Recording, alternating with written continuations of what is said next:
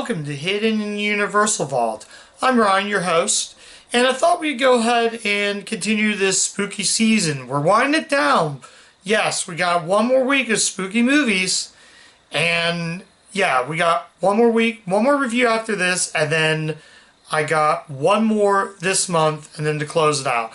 So anyways, I thought we'd go back to the 1970s and take a look at a sort of gothic horror. That's right, we're taking a look at a movie released in 1976.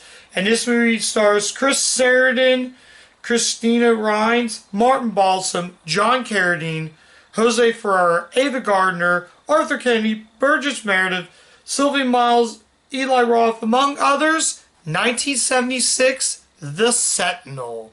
Yes, I am covering The Sentinel. I don't know why I did that, but yep, we're covering The Sentinel. Anyways, so yeah, let's talk about The Sentinel. Sentinel focus on a married couple. They go into this house. So they go into this house and hopefully I can put that on there. Let me see if I can open that up. So they go into this house and, well, they're married.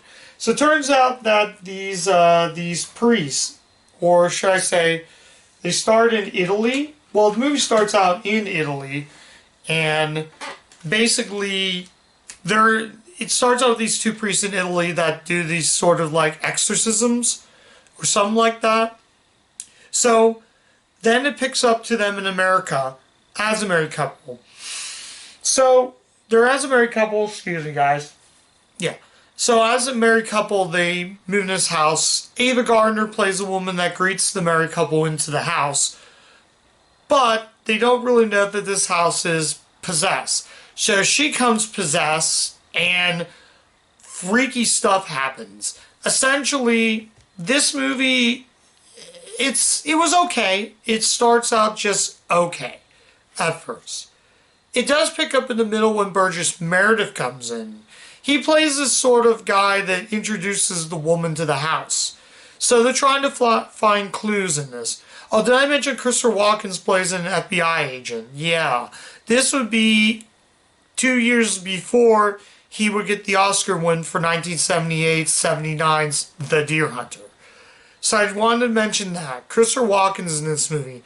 Though I didn't even know that William Hickey was even in the movie. Yeah. William Hickey. Every time I think of William Hickey, I always think of Christmas Vacation and the Pete's grandfather in Bowling for Pete. But yeah, I didn't even know he had red hair in this. There's a lot of actors who would go on to become stardom. So, like I said, at the beginning of the film, Arthur Kennedy's the priest, and craziness really happens, and it's really, really cool. Though it's still okay. It's very slow at first, although Meredith's character, he plays sort of a slime bag, but he's obsessed with these, like, cats. He's obsessed with his cats, so they throw a big birthday party. Then we get some elderly man who appears with a bunch of these. I don't really want to say this, though, on camera, because it might offend people, but yeah, I'm not going to say what the grandfather does. You just got to watch, not the grandfather, but the elderly man does. You have to watch for yourself. I don't want YouTube to get me in trouble for what I'm going to say what it is. Let's just say it's gross. So, let's talk about another thing with the film I like. I love practical effects, especially in 70s horror or gothic horror. Though the movie sort of does play, as I said, it is in the midway through the film near the end, it plays sort of similar to Freaks, Todd Browning's 1930s classic about circus freaks. So it's kind of like that. Then we get a priest who's blind. It's really crazy. I mean, the practical effects and blood effects are great. They must use a ton of blood packets because there's no CG in this.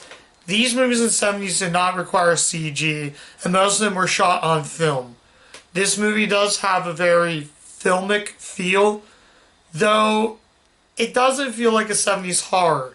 It feels like a low-budget movie from 1965, but again, that's my opinion.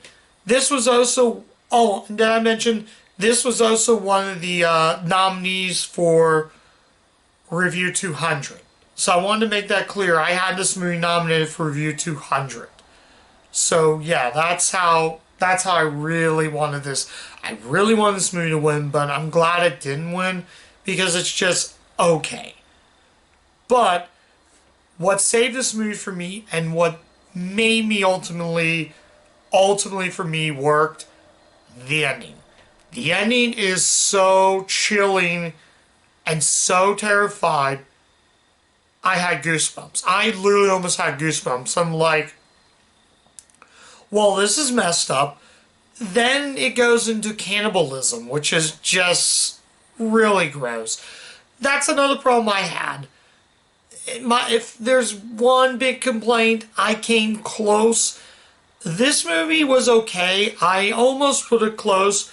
This would have been an underrated hidden gem if it didn't have all those minor gripes. Again, it's my opinion, but let's just say cannibalism kind of does gross me out. And yeah, there is nudity. It can be gross. It's a movie that's not for everyone. You can see why this was a hard R. And I will easily say the best actor I thought in the whole entire movie was actually Burgess Meredith. He is the sort of slime bag in the film, but near the end it's really crazy. I thought it was okay, though the ending, like I said, in my opinion, is just crazy. The ending is, like I said, I don't want to give away the ending, but let's just say, let's take a look at the artwork. Although I will easily say this, I seen this a couple years back at Dollar General, but they wanted like $8 for this. And honestly, the artwork didn't really sell me on the movie. But yeah, I didn't like Chris Sheridan. I thought he was the worst actor in this movie. He mumbles and he doesn't put any effort into the film. This does have discard, so boom, there's your discard. Honestly, I don't know. The artwork did not sell me on this movie, but in the end, I'm going to get to my final verdict very soon. Now, before I get to the final verdict, I want to tell you guys, I can't recommend it to everyone, but you know what? Let's just do the final verdict. So, final verdict: should you see the Sentinel? Well, I can easily say yes and no. This is similar to my review Halloween 3. Yes, because of its ending. No, because I felt that the first half didn't work. Did not work for me. In my opinion, it didn't work. But if you can get over the first half and you stick with this film, it didn't bore me. That's another thing. The movie did not bore me. I was not bored. Even though I was printing covers off to Game Boy games, it didn't bore me. But this is not for everyone.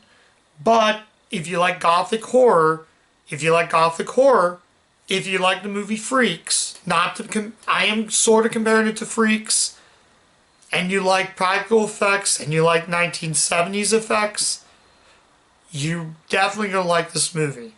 I'm not gonna show you how the outcome comes to the end, but the ending is gonna make you think twice about how I watch films.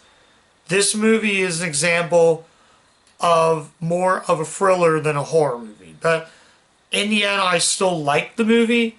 It's okay. It's an okay keep. I am keeping this movie, even though I thought it was just okay. This might qualify for a rewatch. But if I had a friend who wants to come over and say, I want to watch some horror, and I'm like, well, let's watch Sentinel. Sure. If I have a guest with me and wants to watch Sentinel, I will re-review Sentinel with him. But in the meantime, like I said, it's not for everyone. But like I said, with a lot of movies on this series, on Hidden Universal Vault, I can only recommend it for those that are really into horror movies. This is not a bad movie. It's okay. It's an okay keep. But yeah, like I said, this had a great cast in this movie. You would think with a blockbuster cast, in my opinion, this would have been really, really, truly something special. If the first half was like the second half or even near the end of the movie, then I would say yes, this is a must see. But like I said, yes and no. Yes, for its ending. No, because I thought the first half was just okay. So I'm still recommending it. So that's it, guys. I'm gonna call that a good night. Thank you so much, guys, for watching on this channel. We almost made it for the month of October, so we got two more videos to close out the spooky season. I'm glad you guys made it on a long journey with me, but yeah, I hope someday to do more of these types of movies. I'm not going to stop watching horror. I'm always going to watch horror as long as I'm on this planet. So until then, I will catch you guys next time. Yeah. So like, subscribe, click the bell, do all that good stuff, and I guess follow me on YouTube. So I will catch you guys later. Bye.